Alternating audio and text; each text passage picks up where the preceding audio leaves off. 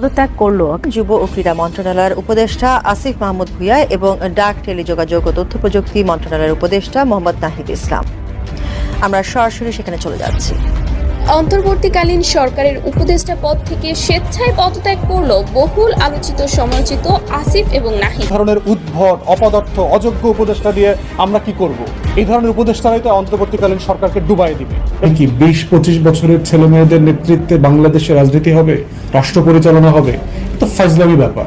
জীবনে 2 টাকার কাজ করে নাই, পরিবার চালায় নাই, সংসার হয় নাই, অভিজ্ঞতা তৈরি হয় নাই, সমন্বয়কদের নামে যে চাঁদাবাজি হচ্ছে বিভিন্ন জায়গায়।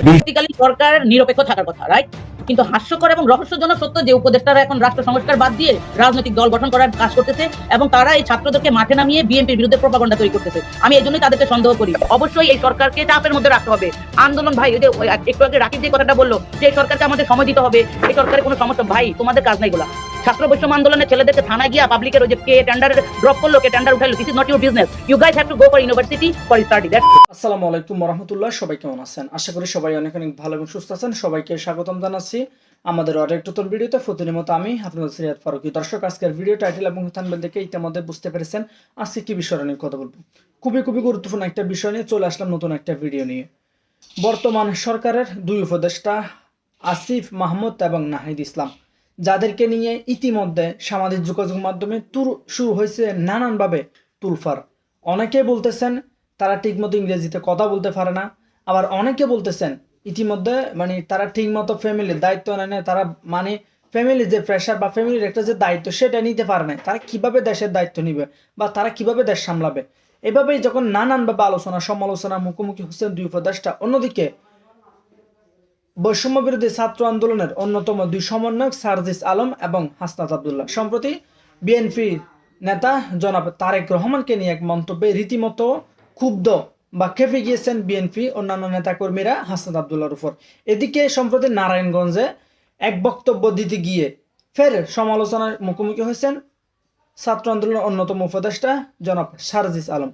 তো দর্শক, আজকের ভিডিওটা অনেক গুরুত্বপূর্ণ। একের পর এক তাদেরকে নিয়ে যখন সমালোচনা হচ্ছে, এই বিষয়টা নিয়ে আমরা বেশ কিছু ভিডিও ফুটেজের মাধ্যমে দেখব আসলে তারা কি বলতে চায়, কেনই বা একের পর এক সমালোচিত হচ্ছে এইসব উপদেষ্টারা বা সমন্বয়করা। তার আগে আপনাকে একটি অনুরোধ জানিয়ে রাখতে চাই, আমাদের চ্যানেলটিতে নতুন থাকলে চ্যানেল সাবস্ক্রাইব করে সাথে থাকবেন। 25 বছরের ছেলে মেয়েদের নেতৃত্বে বাংলাদেশের রাজনীতি হবে, রাষ্ট্র পরিচালনা হবে? তো ফাজলামি ব্যাপার। জীবনে 2 টাকার কাজ করে নাই, পরিবার চালায় নাই, সংসার হয় নাই, অভিজ্ঞতা তৈরি হয় নাই, সে সাডেনলি রাজনৈতিক দল করবে। রাজনৈতিক দলের সমর্থন ছাড়া তোমরা কি আসলে 200-500 ছেলে মেয়ে মোবিলাইজ করার সক্ষমতা রাখো? সমন্বয়কদের নামে যে চাঁদাবাজি হচ্ছে বিভিন্ন জায়গায়, সমন্বয়কদের ভাবসাব যেগুলো দেখতেছি বিভিন্ন জায়গাতে, বিরোধী আন্দোলন করেছেন তাদের অনেকেই এখন বিভিন্ন ফোরামে দাবি তুলেছেন যে তারা নতুন রাজনৈতিক দল করবেন। এই বিষয়ে রয়টার্সে একটা বড় প্রতিবেদন আসছে, কিন্তু এরপরে আবার দেখলাম যে ছাত্র সংগঠক যারা আছেন তাদের মধ্যে অনেকে আবার ফেসবুকে স্ট্যাটাস দিয়ে বলেছেন যে আসলে আমরা এটা বুঝাইতে চাই নাই যে আমরা নতুন রাজনৈতিক দল করব। প্রশ্ন হচ্ছে, যে কারো সাংবিধানিক অধিকার আছে, রাজনৈতিক দল করবার, একত্রিত হবার, মত প্রকাশের স্বাধীনতা আছে। অতএব বৈষম্য বিরোধী এই যে প্ল্যাটফর্ম, তারা যদি নতুন রাজনৈতিক দল করে এটা তাদের অধিকার আছে এবং এই অধিকার থেকে তাদেরকে কেউ বঞ্চিত করতে পারবে না। কিন্তু প্রশ্ন হচ্ছে, আসলে কি তোমরা একটা প্ল্যাটফর্ম, আসলে কি তোমরা একটা অর্গানাইজড ফোর্স? বিভিন্ন রাজনৈতিক দলের সমর্থন ছাড়া তোমরা কি আসলে 200-500 ছেলে মেয়ে মোবিলাইজ করার সক্ষমতা রাখো? আমি তো মনে করি না। অতএব তোমরা রাজনৈতিক দল করবার অধিকার যেখানে আছে, এটার সাথে এটাও মাথায় রাখতে হবে এটার সক্ষমতা তোমার আছে কিনা। তোমাদের প্রতিনিধি হিসাবে, আংশিক প্রতিনিধি হিসাবে ইতিমধ্যে 2 জনকে উপদেষ্টা করা হয়েছে, কিন্তু এই পুরো আন্দোলনে 19 তারিখের পর থেকে, 19শে জুলাইয়ের পর থেকে সবচেয়ে বেশি রোল প্লে করেছে বেসরকারি বিশ্ববিদ্যালয়ের ছাত্রছাত্রীরা, মাদ্রাসার ছাত্ররা এবং সাধারণ মানুষ। যে তরুণদেরকে মানুষ পছন্দ করে, তাদেরকে আন্দোলনে দেখতে চায়, কিন্তু তরুণ কি 20-25 বছরের ছেলে মেয়েদের নেতৃত্বে বাংলাদেশের রাজনীতি হবে, রাষ্ট্র পরিচালনা হবে? তো ফাজলামি ব্যাপার। তাদের জীবনে কোনো অভিজ্ঞতা নাই, জীবনে 2 টাকার কাজ করে নাই, পরিবার চালায় নাই, সংসার হয় নাই, অভিজ্ঞতা তৈরি হয় নাই, সে সাডেনলি রাজনৈতিক দল করবে, তার পিছনে দেশের মানুষ যাবে? আগের অভিজ্ঞতা সেটা বলছে না। বরং আমরা মনে করি তোমাদের এই অভিজ্ঞতাটাকে তোমরা আরো একটু বড় আকারে অর্জন করো।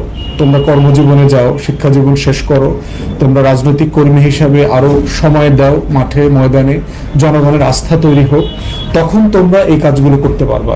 ইতিমধ্যে আমরা দেখলাম সমন্বয়কদের নামে চাঁদাবাজি হচ্ছে বিভিন্ন জায়গায়, সমন্বয়কদের ভাবসাব যেগুলো দেখতেছি বিভিন্ন জায়গাতে, গাড়ি মেনটেন করে মোটরসাইকেলের মহড়া দিয়ে বেড়াচ্ছে, এটা তোমরা তো মানে গতানুগতিক রাজনীতির চিন্তা করতেছো। কিন্তু তোমার প্রস্তাবনাটা কি, তুমি কি করবো আসলে? তাই আমি মনে করি না যে এই বয়স এবং বাস্তবতায় নতুন রাজনৈতিক দল করবার মতো কোনো সক্ষমতা এই শ্রেণীর মানুষের হয়েছে। এখন যদি কেউ মনে করে থাকে যে ডক্টর ইউনূসকে সামনে রেখে এই কাজ করবে, আমরা চাই অন্তর্বর্তীকালীন সরকারটা সফল হোক। ডক্টর ইউনূসকে সামনে রেখে রাজনৈতিক দল করলে, রাজনৈতিক দল তৈরি করা এবং সরকার পরিচালনা করা দুইটা একসাথে সফল হওয়ার সম্ভাবনা আমি দেখতে পাচ্ছি না।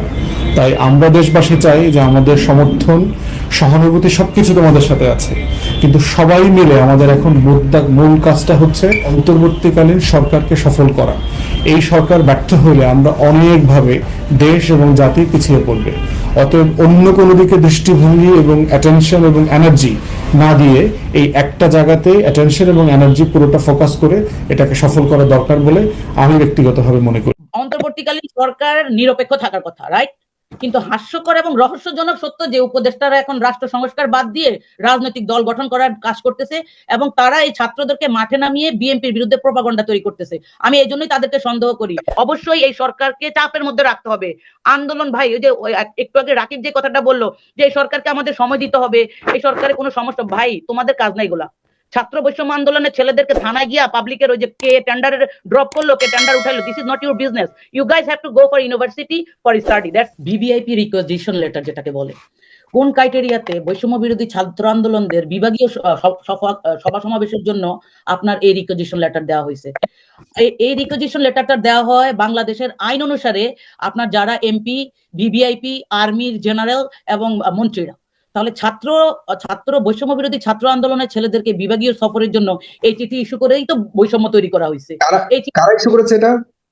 ভাই এইটা বাংলাদেশ গণপ্রজাতন্ত্রী সরকার, বাংলাদেশ পুলিশ হেডকোয়ার্টার। এই চিঠিটা 8 তারিখে দেওয়া হয়েছে বৈষম্য আন্দোলনের সমন্বয়কদের বিভাগীয় এবং জেলা পর্যায়ে সফরে নিরাপত্তা নিশ্চিত করা প্রসঙ্গে। এখন আমার কথা হচ্ছে 18 কোটি মানুষের সাথে রাজনৈতিক দলগুলোর সাথে এই বৈষম্য তৈরি করার অধিকার কে দিয়েছে? এই অন্তর্বর্তীকালীন সরকারের। এবং নিরাপত্তাহীনতা ভোগে যে কেউ তো আসলে সাহায্য চাইতে পারে। তাহলে বাংলাদেশের প্রত্যেকটা নাগরিকের নিরাপত্তা দিতে হবে। বৈষম্য বিরোধী ছাত্র আন্দোলন পুলিশ দিবে।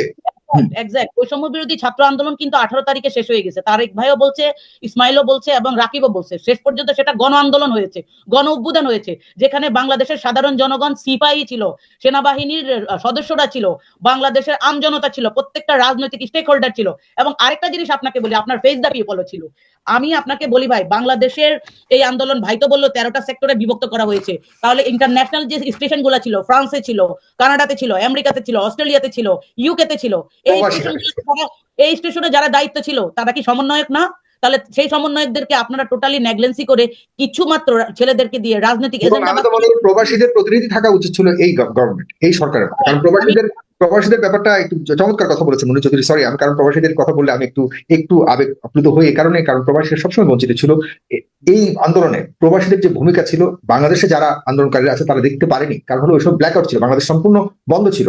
এই ডক্টর মোস্তফা সরোয়ার বাদল থেকে শুরু করে বিদেশে যারা আছে, আর বিশেষ করে প্রবাসীরা যে ভূমিকা রেখেছে, আমি বারবার বলার চেষ্টা করেও কিন্তু অনেক সময় পারিনি বোঝাতে যে তাদের ভূমিকাকে কোনোভাবেই ছোট করে দেখবার সুযোগ নেই। অবশ্যই এটাকে মূল্যায়ন করতে হবে। যখন হয় তখন বিদেশিরা আপনার মানে টাকা পাঠানো, যেটাকে রেমিটেন্স, ব্ল্যাক আউট করেছিল। একই সাথে প্রবাসে আমরা যারা চাকরি করি, আমার পার ডেতে ইনকাম হচ্ছে $400 বাংলা, মানে অস্ট্রেলিয়ান ডলার। তো আমার মতো হাজার হাজার বিদেশিরা আপনার চাকরিতে না যে বিক্ষোভ করেছিল বিভিন্ন দেশে। ওইটা কেন করেছিল? আপনার কি কোটা আন্দোলনের জন্য করেছিল, নাকি আপনার চাকরির এই মুক্তিযোদ্ধাদের কোটা বাতিলের জন্য করেছিল, শেখ হাসিনা পতনের জন্য করেছিল? তাহলে আপনি এই সমস্ত স্টেক হোল্ডারদেরকে তো নেগলেন্সি করতে পারেন না। গত 17 বছর আগে, 17 বছর ধরে দেশ নেত্রী খালেদা জিয়া বলেছিল দেশ বাঁচাও, মানুষ বাঁচাও, ঠিক আছে? একই সাথে আমাদের নেতা টেক ব্যাক বাংলাদেশ বলেছিল। আমরাই আপনার 23 দফা দাবি নিয়ে আসছিলাম। তাহলে সেই 14 বছর আর 17 বছরের রাজনীতির যে নেতা কর্মীদেরকে আপনার হত্যা করা হয়েছে, গুম করা হয়েছে, বিক্ষোভ মানে আয়নাঘর তৈরি করা হয়েছে, সেই স্টেক হোল্ডারদেরকে আপনি কিভাবে বাদ দিবেন? আজকে আমি শুধু একটা জিনিস ভাই আপনার সাথে অ্যাড করি, সেটা হচ্ছে যে একটা কথা আছে না যে রাজার, আমরা সবাই রাজা, রাজার রাজত্বে।